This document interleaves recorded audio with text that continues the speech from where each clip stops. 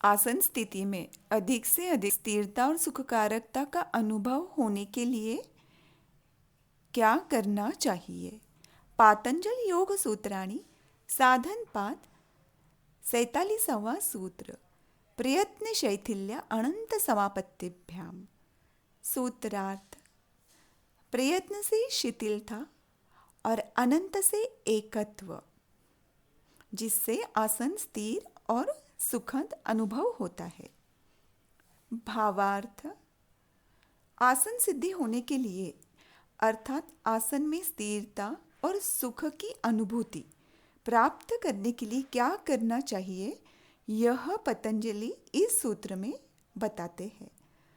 वैसे देखा जाए तो हठ योग में अनेक प्रकार के योगासन बताए हैं, परंतु पतंजलि योग सूत्र में बैठने की विधि, साधक की क्षमता, अवस्था और रुचि पर छोड़ देते हैं।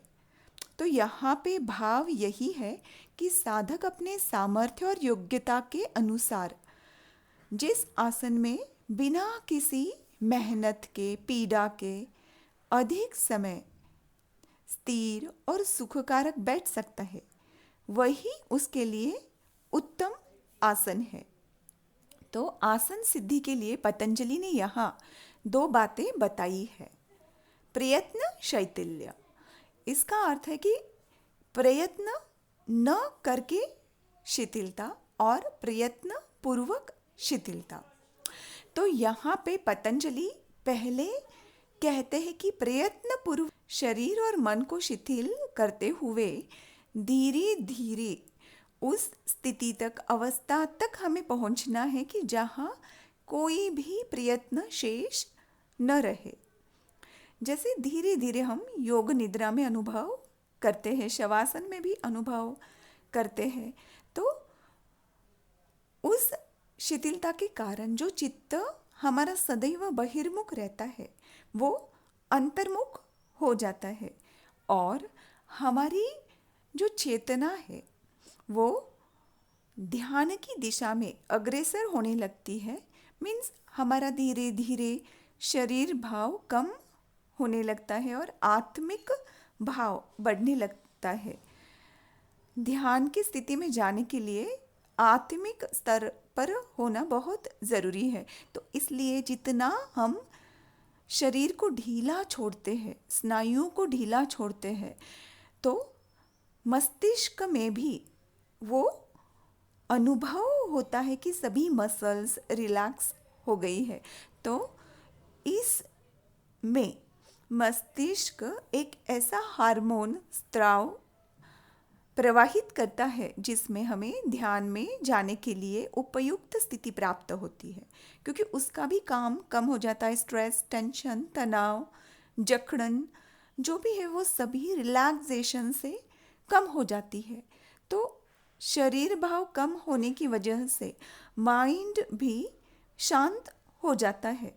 तो इसमें शारीरिक स्तर से आत्मिक स्तर पर हम जाते हैं और चेतना नेचुरली हमारे शरीर के निचले वाले भागों से ऊपर वाले अंगों में स्त्रवती है। ज़्यादा से ज़्यादा ऊपर, सिर के ऊपर की दिशा में हमें अनुभव होते, फिर अनुभूतियाँ होती है, आत्म साक्षात्कार, आत्म अनुभूति, और शरीर भाव धीरे धीरे पूर्णतः समाप्त होता है। फिर मन को शरीर को देखने की आवश्यकता ही नहीं रहती है। पूरे आत्मिक स्तर पे जब हम आ गए हैं तो पतंजलि कहते हैं अब चित्त को, चेतना को अनंत समापत्तिभ्याम में स्थिर करो। तो अनंत समापत्ति क्या है वो जानते हैं। अनंत का अर्थ है जिसका कोई अंत नहीं है। तो एक ही वो निर्गुण निराकार शक्ति है जिसे हम परमात्मा, चेतना शक्ति कहते हैं। और इस समापत्ति, ये समाधि के निकट की स्थिति है जिसे एक रूपता, लय भी कह सकते हैं। तो प्रयत्न से जो उत्पन्न शिथिलता है उसके बाद प्रयत्न भी नहीं करने पड़ रहे हैं। और उस स्थिति में जब चित्त को परमात्मा में विलीन करना है तो शरीर में प्रवाहित चेतना का अनुभव करते हुए वो बाह्य चेतना से एक रूप हो जाती है। तो यही है अनंत समापत्तिभ्याम। फिर आत्मा और परमात्मा अलग अनुभव नहीं होते हैं। चित्त को परमात्मा में विलीन होने की स्थिति प्राप्त हो जाती है।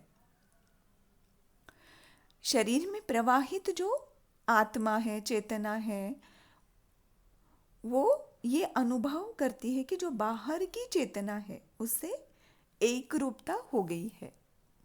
तो ये अभ्यास है, लगातार साधना से किसी भी आसन में ये सिद्ध हो सकता है। अर्थात दिन भर किसी भी आसन स्थिति में हम रहते हुए भी चित्त को अनंत में स्थिर कर सकते हैं।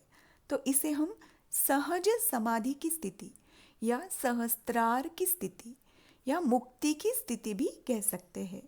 यह वह अवस्था है जहाँ साधक दिन भर पूर्ण सजगता से, साक्षी भाव से वर्तमान में स्थित रहते हुए निर्विचार और मुक्ति की स्थिति में रहता है।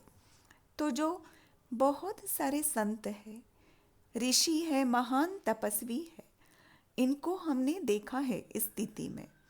वे चलते हैं, बोलते हैं, कार्य करते हैं, परंतु इतनी सजगता से, शांति से और अनंत में एक रूप होके वो कर्मयोग कर रहे हैं, ऐसे हमें अनुभव होता है।